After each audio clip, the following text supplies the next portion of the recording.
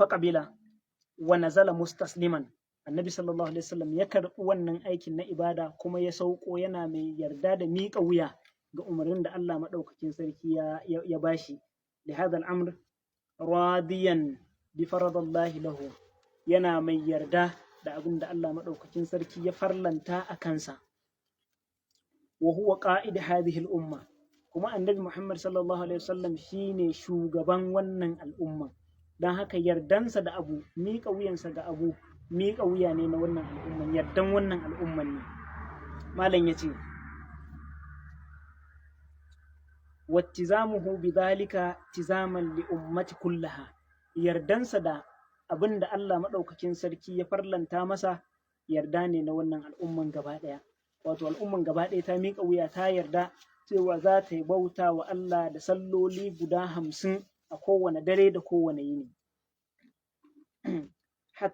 hatta marra bi Musa bin Imran salawatullahi wa salamuhu alaihi, har sai da ya zo ya haɗu da annabi Musa alaihi salam ɗan Imrana. Annabi Musa shine annabin da aka tura wa banu Isra'ila, mutanen Fir'auna. To har sai da annabi sallallahu alaihi wasallam ya zo ya haɗu da annabi Musa alaihi salam wa huwa fi sama'i sadisa. Shi kuma annabi Musa alaihi salam yana sama ta 6. Wato bayan an karɓo sallolin guda 50, annabi sallallahu alaihi wasallam akan hanyarsa na dawowa sai ya zo ya haɗu da annabi Musa alaihi salam a sama ta 6. Faƙala lahu Musa, sai annabi Musa ya tare shi a matsayin ɗan uwa, ya ga ɗan uwa, sai ya ce masa bima umirta, da me aka umurce ka idan ka koma a matsayin tsaraban da za ka kai wa al'ummanka, me aka baka ka isar musu? Ƙala, sai annabi sallallahu alaihi wasallam ya ce umirtu bi 50 salatan kulla yaumin, an umurce ni da yin sallah 50 a kowane yini.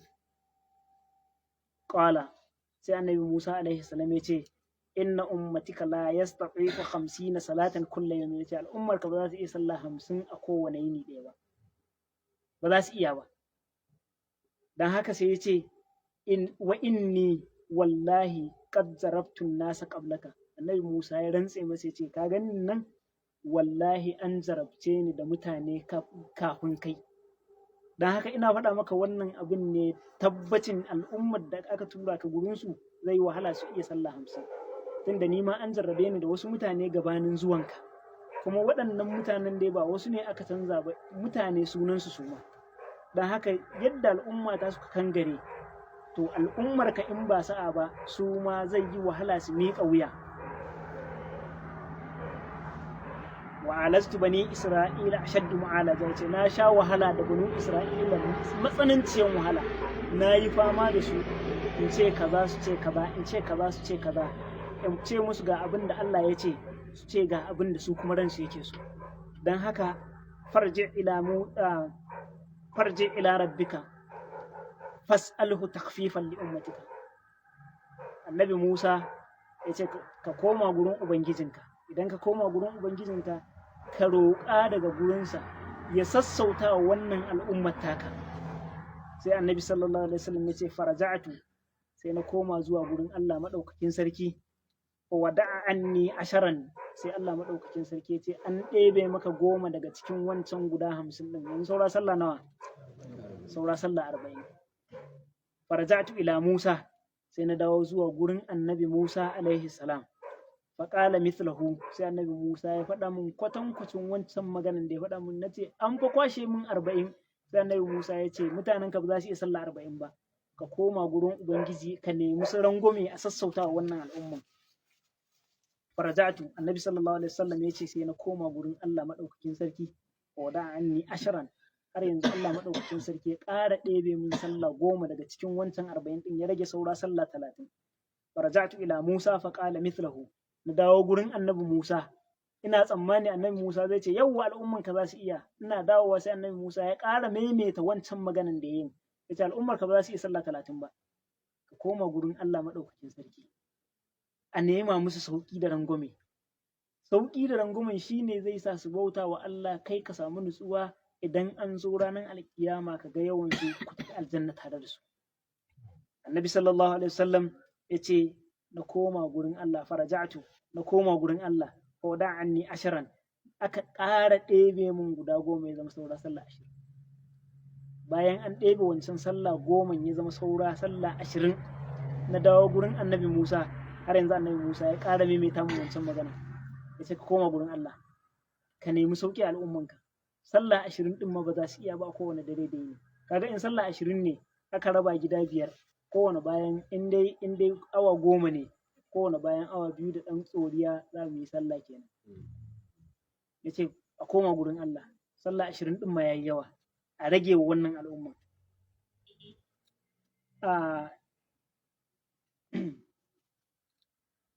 ووضع عني 10 فرجعت إلى موسى فقال مثله فرجعت فأمرت بعشر صلوات na koma gurin Allah Allah ya ɗebe min salloli 10 ya zoge saura 10 kulla yaumin a kowane dare a kowane yini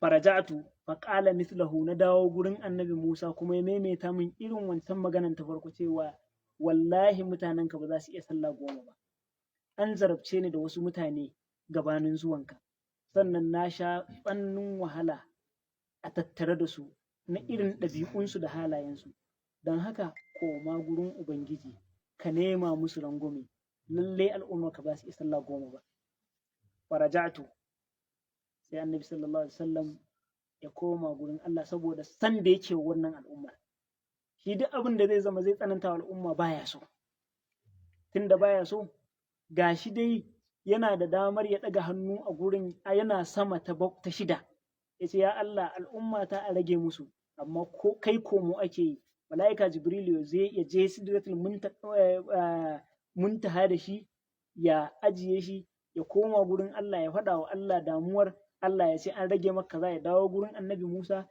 Musa ya ce ka koma gurin Allah ka nemi rangwame saboda wannan al'ummar kuma annabi sallallahu alaihi wasallam ya tashi ya koma gurin Allah haka aka yi ta yi an yi tun ana sallah 40 aka dawo sallah 30 aka dawo 20 aka dawo 10 to yanzu 10 ma annabi Musa ya ce koma gurin Allah a nema musu rangwame al'umman nan ba za su iya sallah 10 a yini ba kuma inda an bar mana 10 zai yi wahala mu iya yin 10 annabi sallallahu alaihi wasallam ya koma bayan ya koma yana dawowa gurin annabi Musa sai annabi Musa ya ce masa bima umirta da me aka umarce ka yanzu qultu sai annabi sallallahu alaihi wasallam ya ce umirtu bi 5 salawatin kulla yawmin an umarce ni da salloli 5 kowane yini annabi Musa da ya ji haka sai annabi Musa a sallah 5 din ma fa aji annabi Musa sai ce inna ummatika la tastati'una 5 salawatin kulla yawmin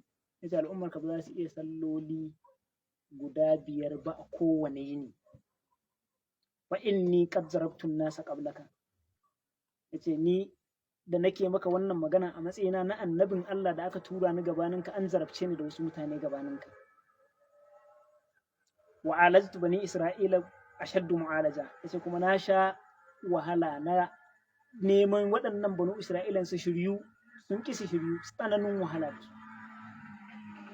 don haka farji ila rabbika fas'alhu takhfifan li ummatika ka koma gurin ubangijinka idan ka koma kuma ka nemi ya rangwanta wa wannan al'ummar taka qala sai annabi sallallahu alaihi wasallam yace sa'altu rabbi yace annabi Musa wallahi na roƙi ubangijina hatta annabi sallallahu alaihi wasallam yace hatta istahayaitu har sai da ta kai ta kawo ina jin kunyin yanzu in koma gurin Allah walakin ni sai annabi sallallahu alaihi wasallam yace ni dai kam a yanzu arda wa uslimu na yarda kuma na miƙa wuya zan je in faɗa wa al'ummata ga tsaraban da na taho muku da shi daga gurin Allah maɗaukakin sarki a matsayin oyoyo na yi tafiya na je baitul maqdis daga nan an tafi da ni sama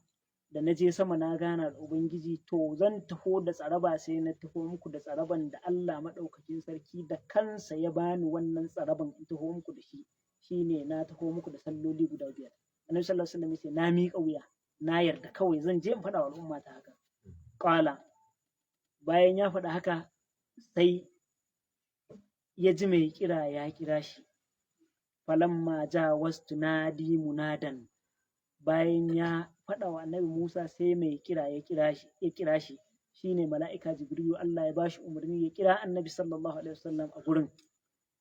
Da ya kira shi sai aka ce to saƙon da zai faɗa maka shine amdaitu faridati, ka yarda da abin da na farlanta wa al'ummarka, wa khafaftu an ibadi, sai Allah ya ce to a faɗa maka ni ma na yi wa al'umma ta rangwame, na rangwama musu.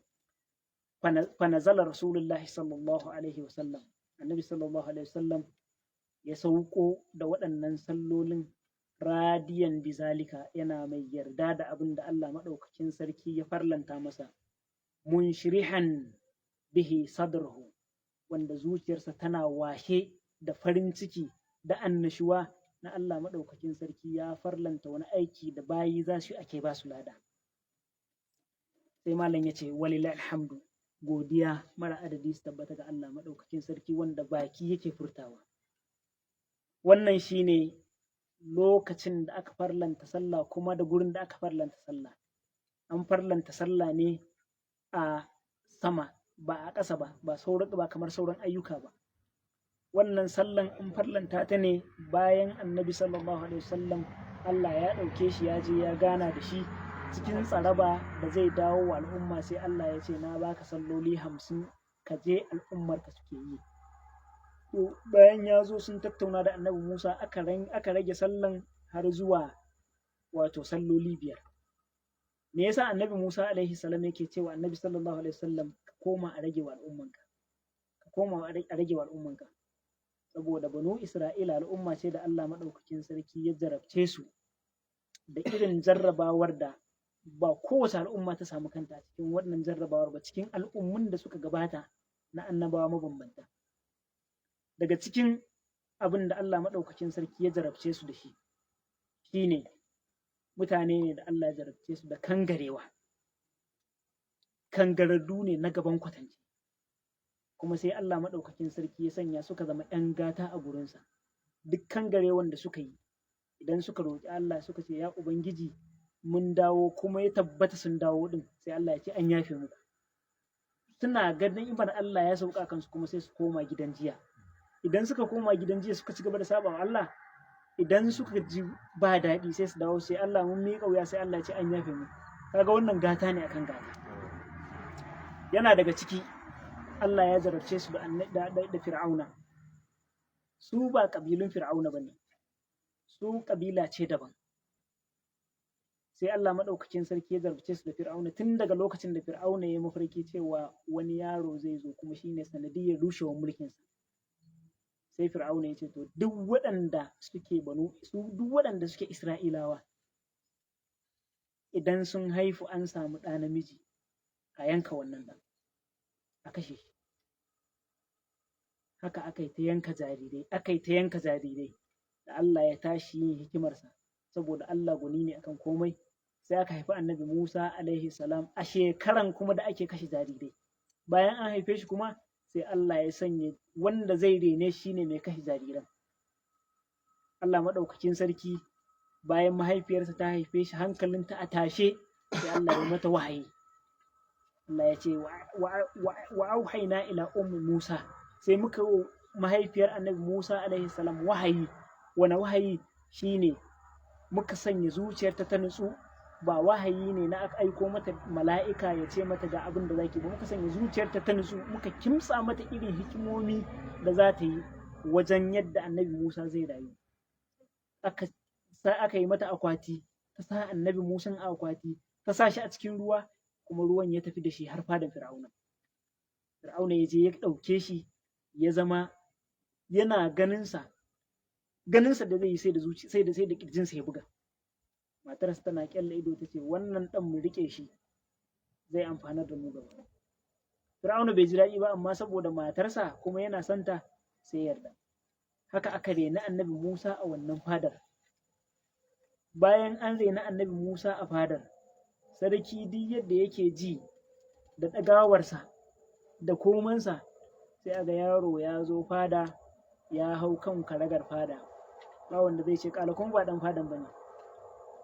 bayan Allah maɗaukakin sarki ya kai shi fadan kuma Allah ya dawo da shi hannun mahaifiyarsa ta ci gaba da renansa riba biyu, tana renansa ana biyanta saboda fada ce yanzu ta ɗauko ta aikin kwangila ta zo ta yi aikin shayarwa a biya ta, ɗanta tana ganin sanyin idaniyarta kuma ana biyanta abin da take na aiki. Haka Allah maɗaukakin sarki ya tsara. Annabi Musa ya girma ya kai munzali, wannan cutar da ake wa banu Isra'ila kuma ba a daina ba, ana bautar da su da sauransu. Annabi Musa alaihi salam ya je, Allah ya umarce shi da annabta, ya je fadar annabi Fir'auna ya isar masa da saƙo. Ya je isar wa Fir'auna da saƙo, Fir'auna ya ce to sai ya kashe shi. Aka fita da shi da banu Isra'ila gaba ɗaya suka fita suka bar gari. Sun fita sun je sun shiga cikin ruwa, ruwan ya fashe, suka tsallaka. Bayan sun tsallaka, annabi Musa ya zo, Fir'auna ya zo halaka, afwan ba annabi Musa ba, ya halaka. Yanzu kaga Allah ya musu gata, Allah ya tseratar da su. Ya kamata a ce su gode wa Allah. Annabi Musa ya tafi ganawa da Ubangiji bayan Allah ya tsallakar da su. Sai aka samu wani shaƙi da ake ce masa Musa Samiri. Sai ya sana'anta musu wani abin bauta daban, kuma sai suka fara bauta wancan abin bauta ba Allah ba. Bayan duk wancan gatan suka dawo, annabi Musa ya nuna musu ɓacin ransa, suka watsar da wancan abin bautan. Bayan sun watsar da wancan abin bautan, kuma dudai ana sauko musu da abinci daga sama, ‘ya'yan shila da duk abin da mutum yake bukata za a sauko masa shi daga sama kawai ya ci. Sai suka ce, ya Musa, suka ce, Musa, ud'u lana rabbaka, ka roƙa mana ubangijinka. Me za ka roƙa mana? Ba komai muke so ba, kawai ya fitar mana da abin da yake cikin ƙasa. Tsiron da yake ƙasa, ya Musa, ake tsiro mana shi, mu muna so mu noma abinmu da kanmu. Muna shan wuya. Allah maɗaukakin sarki ya ce, ku je ku shiga cikin Misira, kuna da abin da kuka roƙa. Suka dawo cikin Misira, Allah ya gadar musu da Misira. Suka samu abin da duka suka roƙa, irin albasa, irin su tafarnuwa da sauransu abubuwa dai gashin nan ba kan gado, wai shi suke so. Bayan ana saukar musu da nama daga sama, ma suka ce yanzu sun haƙura da wannan. Bayan an gama wannan, Allah maɗaukakin sarki ya ce su je su shiga wani gari. Duk wannan cutarwa suka yi wa annabi Musa. Da suka je bakin garin, sai suka ce, ya Musa, inna fiha qauman jabbarin. Ya Musa, wannan garin fa akwai wasu mutane waɗanda suke kangararru, mu ba za mu je ba. Don haka yanzu kai da Ubangijinka ku je ku yaƙe su. Idan kun yaƙe su kun gama da su, mu kuma sai mu tashi mu je mu shiga garin. Sai Allah maɗaukakin sarki ya ce, to ka faɗa musu, mun haramta musu garin ma gaba ɗaya. Za su yi shekara 40 suna yawo ga katangan garin, amma ba za su iya ganin katangan garin ba. Haka ku suka yi shekara 40 suna ta zagayawa, sun kasa samun ina za su bulla su je garin. Kaga wannan duk cutarwa ne. Suna maganganu na izgili, sun kashe rai. Bayan sun kashe rai, suka ce suna so su gane waye ya kisa. Annabi Musa ya ce musu, to in kuna so ku gane wanda ya kisa, hanya ɗaya shine a nemo saniya, ku yanki wani ɓangare na saniyan, ku daki wannan wanda ya kisa. Wanda ya kisan zai tashi ya ce wane ne ya kashe ni. Sai suka ce, to annabi Musa, abin naka ma ya zama har akwai wasa a ciki da renin hankali. Sai annabi Musa ya ce, ya Allah, ina roƙonka kar ka sanya ni cikin mutanen da suke jahilai. Sai suka yarda da abin, sai suka ce, to yanzu mun ji za mu nemo saniyan, amma ud'u lana rabbaka yubayyin lana ma hiya. Ka roƙa mana ubangijinka ya faɗa mana wani irin saniya yake so mu nemo. Guzuma yake so, ko ya, ko karsana. Aka ce musu, to ga irin saniyar da ake so. Sai suka ce, to mun ji ga irinta. Ud'u lana rabbaka yubayyin lana ma launuha. Roƙa mana ubangijinka ka ce masa wani irin kalan saniya yake so, fara ce, baƙa ce, ja ce, ko kuwa. Annabi Musa ya ce musu, Allah ya ce ku nemo saniya wacce take launin ruwan ɗorawa. kaga ai tashin hankali ya samu. Suka yi ta shan wahala suka samo saniyan, suka ce annabi Musa alaihi salam, yanzu ka roƙa mana ubangijin ka bayyana lana ma hiya innal baqara tashabaha alaina, ka roƙa mana ubangijin ka bayyana mana wannan saniyar, dan gaskiya saniyar ta zama mana mun kasa gane wace iri ake nufi. Suka samo saniyan suka yanka suka bugi wanda ya mutum sai ya tashi ya ce musu wane ne ya kashe ni, shikenan bukata ta biya. To waɗannan mutanen kangararru ne, shi yasa wannan dalilin annabi Musa ya ga ɗan uwansa annabi fa da aka tura wata al'umma, shi kuma ga irin abin da ya fuskanta na matsala da gurinsu, sai ya ce a roƙa ya koma gurin ubangiji ya nemi rangwame a al'ummar da aka turo shi cikinsu, dan in dai al'umma ce mutane ba canza su aka yi suka zama ba mutane ba, kangararru ne, ba za su yi da'a ga wannan abun ba. To yanzu mun ji yadda aka samu sallah da kuma lokacin da aka farlanta ta. Malam ya ce wa awwalu ma furidat salat kanat ala raka'atayn, farko sallah an farlanta ta ne a matsayin za a yi raka'a biyu illa al-maghrib fa thalathun, sai sallar magariba kawai ita ana yin ta ne raka'a uku dama tun farko. Summa lamma hajara annabi sallallahu alaihi wasallam, amma bayan annabi sallallahu alaihi wasallam, a yayin da annabi sallallahu alaihi wasallam ya yi hijira, zida fi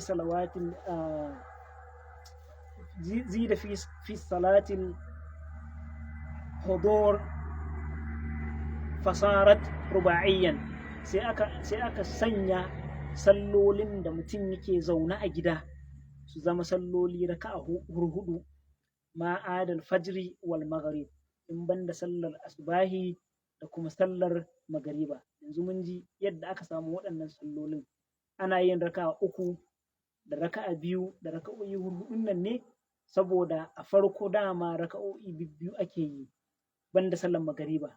Bayan kuma annabi sallallahu alaihi wasallam ya yi hijira daga makka zuwa madina, sai aka bar sallolin da ake yin su a matsayin zaman gida, sallar azahar da la'asar da isha a matsayin raka'o'i hudu, asubahi da kuma magariba suka zauna a matsayin salloli masu raka'a biyu da mai raka'a uku. Fafi sahihul bukhari an aisha radiyallahu anha, an samu hadisi daga uwar muminai aisha matar annabi sallallahu alaihi wasallam, qalat tace hurdatis salatu raka'atain, a farkon yanayi bayan annabi sallallahu alaihi wasallam ya dawo daga tafiyar da ya zuwa saman sama, an farlanta salloli ne raka'o'i bibbiyu, sun mahajaran maimakon bibbiyu da ake, wa turkat sallah mai raka'a bibbiyu idan mutum yana halin tafiya, idan kuma mutum yana gida zai ci gaba da sallah ne a matsayin raka'o'i hurhudu. Warwiyar Imam Ahmad yace illa al-maghrib, in banda sallar magariba, li'annaha witrun, saboda ita wutri ne, ana yin raka'a biyu a yi zaman tahiya, a yi raka'a ɗaya na wutri a sallame. Wasubhi, sai kuma sallan asuba, li'annahu, saboda sallan asubahi yudilu fi halqira'a, saboda ana tsawaita karatu a cikin sallan asubahi, shi yasa wannan dalilin tsawaitawan da ake shi yasa sai ya zama ita an barta raka'a biyu. Kuma akwai hikima cikin wannan tsawaitawan. Wani in ya tashi yana da buƙatar sai ya watsa ruwa a jikinsa, sannan jikinsa zai gama warewa, sai ya gama kintsawa. Wani tsakaninsa da masallaci akwai tazaran tafiya kafin ya je zuwa ga masallaci, da dai sauran dalilai. Da haka idan liman ya tsawaita sallah zai zama ba a bar kowa ba, kowa zai samu sallan a cikin jam'i. Wannan shine dalila. Malam yace wa qad ikhtalafa al-ulama rahimahullah, malamai sun samu sabani akan wannan maganan da muka yi. Hal kanat salatul mafrudatan qabla al-mi'raj, shin sallolin farilla an farlanta su ne gabanin ayi mi'raji da annabi sallallahu alaihi wasallam? Fa zahaba ba'd al-ulama, wani sashi na malamai sai suka tafi akan annahu lam yakun qabla al-mi'raj bai zama an farlanta sallolin nan ne gabanin ayi mi'raji ba. Wane salloli? As-salatul mafaruda, sallolin da suke na farillai, illa ma waqa min amri salatil laili min ghairi tahdidin, sai dai kawai ana yin sallolin ne a matsayin sallolin da ake a yini ba tare da an ƙayyade raka'a nawa za ku yi kuma da wani lokaci za ku yi ba. Wato dama kafin annabi sallallahu alaihi wasallam ya hijira yayi mi'raji ana yin salloli amma ba a ƙayyade raka'a nawa za ku yi kuma a wani lokaci ba. To bayan ya yi wancan tafiyan ne sai Allah maɗaukakin sarki ya bashi tsarin yadda za a yi salloli tun da yanzu sun dawo guda 5, to 5 ɗin za a sallace su ne a lokacin zango kaza da kaza da kaza da kaza, kuma a cikin yini gaba ɗaya za a sallace su. Malam ya ce wa zahaba qauman, wasu mutanen kuma sun tafi suka ce ila anna salata kanat mafrudatan raka'atayn bil gada wa raka'atayn bil asha. Sun tafi akan sallah ta zama farilla gabanin mi'raji, raka'o'i 2 gabanin da asbahi, raka'o'i 2 kuma da daddare. Iya abin da ake yi kenan, raka'a 2 da safe, raka'a 2 da daddare. Wallahu subhanahu wa ta'ala a'lam. Allah madaukakin sarki shine wanda yake mafi sani. Abin da muka faɗa ya zama daidai, Allah madaukakin sarki ya mana tarayya cikin lada.